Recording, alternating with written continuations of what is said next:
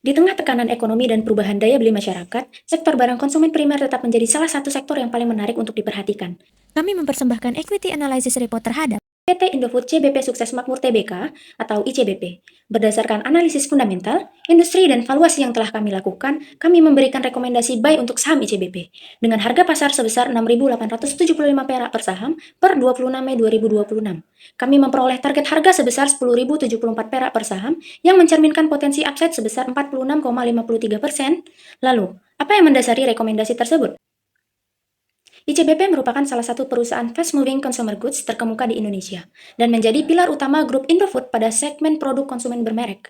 Didirikan pada tahun 2009 dan tercatat di Bursa Efek Indonesia sejak tahun 2010.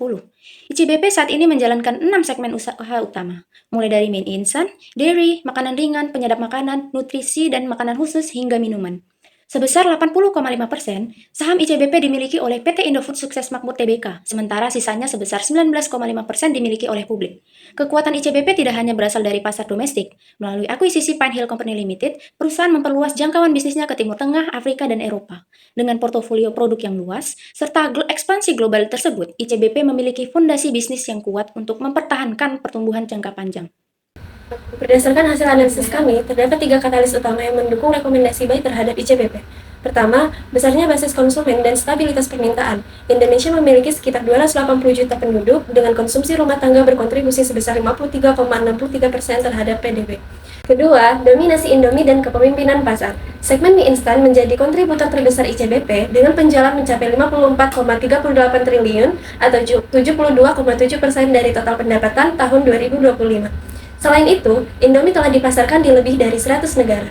Yang ketiga, ketahanan kinerja perusahaan. Di tengah tekanan ekonomi, penjualan ICBP tetap tumbuh 3,1% menjadi 74,85 triliun, sementara laba bersih meningkat menjadi 10,76 triliun pada tahun 2025. Ketiga faktor tersebut menunjukkan bahwa ICBP memiliki fundamental yang solid dan kemampuan mempertahankan profitabilitas.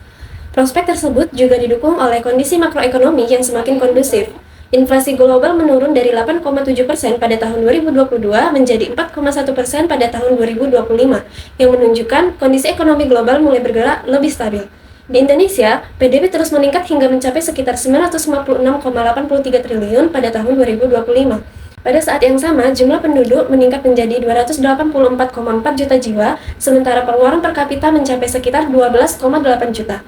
Kombinasi pertumbuhan ekonomi, peningkatan basis konsumen, dan daya beli masyarakat memberikan ruang pertumbuhan bagi industri FMCG.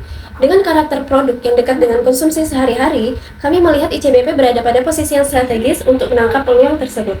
Prospek ICBP didukung oleh kondisi pasar domestik yang masih kuat. Hal ini tercermin dari konsumsi rumah tangga yang masih menjadi kontributor utama PDB Indonesia dengan porsi sebesar 53,63%. Selain itu, indeks keyakinan konsumen juga tetap berada di atas level 100 sepanjang akhir tahun 2025, yang menunjukkan bahwa optimis masyarakat terhadap kondisi ekonomi dan aktivitas konsumsi masih terjaga.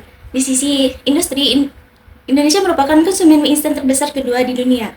Kondisi ini menjadi peluang yang besar bagi ICBP menjadi pemimpin pasar melalui produk Indomie. Berdasarkan analisis Porter 5 Forces, kami menilai ICBP memiliki posisi kompetitif yang kuat, didukung oleh brand yang terpercaya, jaringan distribusi yang luas, efisiensi produk yang tinggi, serta inovasi produk yang berkelanjutan. Keunggulan tersebut menjadi modal penting bagi ICBP untuk mempertahankan pertumbuhan bisnis di tengah persaingan industri. Selain memiliki posisi kompetitif yang kuat, ICBP juga menunjukkan komitmen yang tinggi terhadap penerapan tata kelola perusahaan dan keberlanjutan bisnis. Dari aspek lingkungan, perusahaan berhasil menurunkan intensitas konsumsi energi sebesar 13,3%, intensitas energi gas rumah kaca sebesar 30,3%, dan penggunaan air sebesar 12,4% dibandingkan tahun 2021. Selain itu, 100% limbah non-bitrik yang dapat didaur ulang telah berhasil didaur ulang. Pada aspek pengembangan SDM, ICBP memiliki sekitar 37.000 karyawan, memberikan lebih dari 250.000 jam pelatihan, serta berhasil menurunkan tingkat kecelakaan kerja sebesar 29%. Sementara itu, melalui program tanggung jawab sosial, perusahaan bermitra dengan lebih dari 32.000 petani dan peternak, membina sekitar 28.000 warmindo, serta menjalankan berbagai program di bidang pendidikan dan gizi masyarakat. Dengan menerapkan GCG dan komitmen terhadap ESG, kami menilai ICBP mampu menjaga keberlanjutan bisnis sekaligus meningkatkan kepercayaan investor dalam jangka panjang.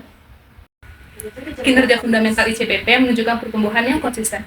Pendapatan meningkat dari sekitar 38 triliun rupiah pada tahun 2018 menjadi 75 triliun pada tahun 2025. Pertumbuhan tersebut didominasi oleh segmen mie instan yang menyumbang sekitar 72,7% dari total penjualan tahun 2025. Dari sisi profitabilitas, perusahaan tetap mampu menjaga margin yang kuat di tengah persaingan industri.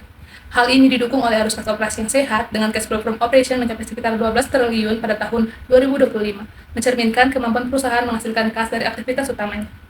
Arus kas investasi yang negatif, terutama disebabkan oleh pembelian aset tetap dan kegiatan investasi lainnya. Sementara itu, arus kas pendanaan juga tercatat negatif sebesar 4,29 triliun rupiah pada tahun 2025 yang mengindikasikan pengeluaran pendanaan lebih besar daripada penerimaan. Secara keseluruhan, pertumbuhan pendapatan yang berkelanjutan serta kuatnya arus kas operasi menjadi penopang utama fundamental ICBP. Dari sisi rasio keuangan, posisi ICBP juga menunjukkan perbaikan, karena rasio meningkat menjadi 4,15 kali, sementara cash ratio mencapai 2,37 kali pada tahun 2025. Hal ini menunjukkan likuiditas perusahaan berada pada level yang kuat. Dari sisi solvabilitas, debt to equity ratio terus menurun dari 53,65% pada tahun 2021 menjadi 45,64% pada tahun 2025, mencerminkan struktur permodalan yang semakin sehat. Aset turnover cenderung stabil meskipun cash conversion cycle meningkat menjadi 74 hari seiring bertambahnya kebutuhan modal kerja perusahaan. Di sisi lain, Almazis Corp berada pada level 2,70 yang termasuk kategori grey zone, namun perusahaan masih belum menunjukkan indikasi financial distress. Dengan likuiditas yang kuat dan tingkat uang yang semakin terkendali, kondisi keuangan ICBP secara keseluruhan tetap dinilai solid. Dalam menentukan nilai wajar ICBP, kami menggunakan kombinasi 4 metode evaluasi yaitu FCFE, DDM, PER, dan PBV. Metode FCFE menghasilkan nilai wajar sebesar 7.085 perak per saham, sedangkan DDM menghasilkan nilai wajar sebesar 7.070 perak per saham.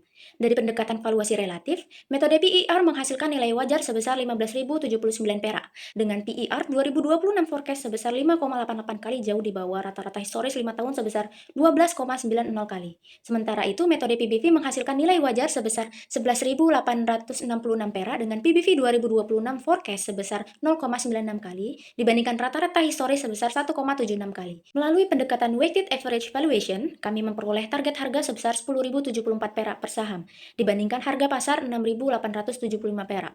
Target tersebut mencerminkan potensi upside sebesar 46,53%. Hal ini menunjukkan bahwa saham ICBP masih diperdagangkan dalam kondisi undervalued. Untuk menguji ketahanan hasil valuasi, kami melakukan analisis sensitivitas terhadap variabel utama. Terminal growth rate yang digunakan adalah 1,83%, sementara cost of equity sebesar 6,3%. Hasil sensitivitas menunjukkan bahwa semakin tinggi terminal growth rate, semakin tinggi nilai wajar saham. Sebaliknya, peningkatan cost of equity akan menurunkan nilai wajar. Kami juga melakukan 1000 kali skenario uji coba Monte Carlo dengan rata-rata hasil valuasi sekitar Rp9.613. Selain itu, berdasarkan Football Field Analysis, harga pasar ICBP sebesar Rp6.875 berada di bawah hampir seluruh rentang estimasi nilai wajar. Dengan demikian, hasil analisis sensitivitas tetap mendukung pandangan bahwa saham ICBP masih undervalue. Namun, rekomendasi investasi tentunya tidak terlepas dari resiko. Kami mengidentifikasi 4 resiko utama. Pertama, ketidakpastian ekonomi global yang dapat menekan daya beli konsumen. Kedua, meningkatnya persaingan dengan perusahaan lokal maupun multinasional. Ketiga, kenaikan harga komoditas dan bahan baku seperti gandum dan minyak nabati yang dapat meningkatkan cost of goods sold dan menekan margin perusahaan. Dan keempat, resiko keamanan pangan yang dapat memengaruhi kepercayaan konsumen. Untuk memitigasi resiko tersebut, ICBP melakukan pemantauan kondisi ekonomi global secara aktif, diversifikasi pemasok, kontrak pembelian jangka panjang, efisiensi produksi, inovasi produk, serta penerapan standar keamanan dan mutu pangan. Resiko-resiko tersebut dapat memengaruhi proyeksi pendapatan dan biaya perusahaan. Namun, dengan strategi mitigasi dan pengelolaan operasional yang baik, resiko tersebut masih dapat dikendalikan.